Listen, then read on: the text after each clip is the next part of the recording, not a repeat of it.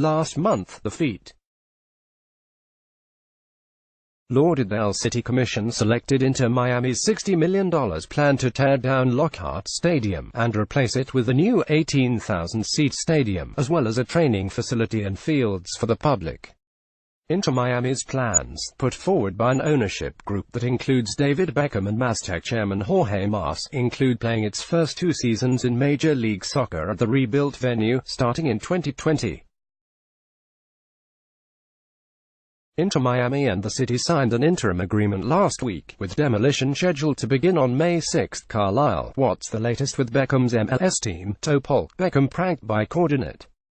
Statue, reveal MLS power rankings, LAFC up top, Rapids anchored to Flu. Inter Miami's proposal was selected over that of FXE Football, whose plans involved renovating the facility as opposed to tearing it down.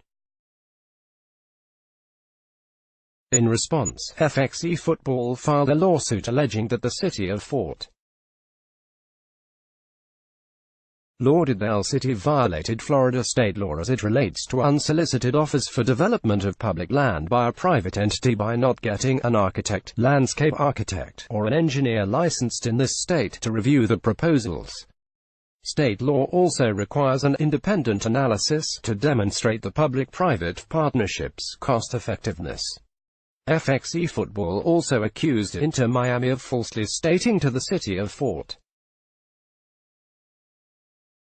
Lauderdale that the FXE Football's proposal wasn't viable because of the tremendous amount of asbestos on the site, thus making a renovation unfeasible. FXE Football's managing partner J.P.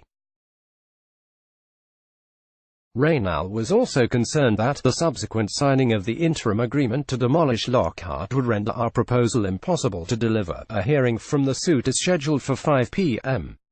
ET on May 1, but on Tuesday workers began tearing down the light stanchions that ring the stadium. FD Lauderdale City Manager Chris Lagerbloom denied that demolition work had begun on the site. Demolition is not occurring, Lagerbloom said in an email to ESPN. The only work being performed on the city-owned property, as of today, is the removal of stadium lights in conjunction with aviation authorities and Florida Power and Light in accordance with the approved interim agreement. David J. Winker, acting as counsel for FXE Football, went to court to put a halt to the work.